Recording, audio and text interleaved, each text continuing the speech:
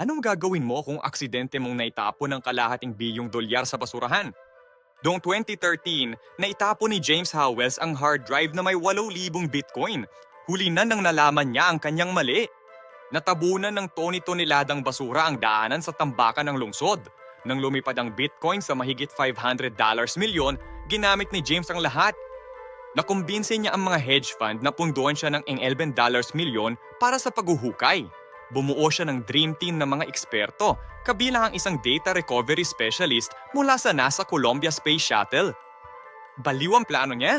Gagamit siya ng AI para iskan ang conveyor belts, X-ray at mga Boston Dynamics robot dog para sa seguridad.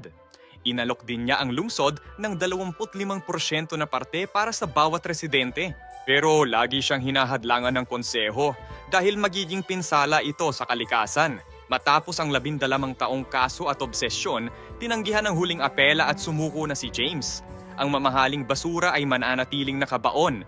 Gaano ka katagal lalaban para sa kalahating bilyong dolyar? Magkomento sa ibaba.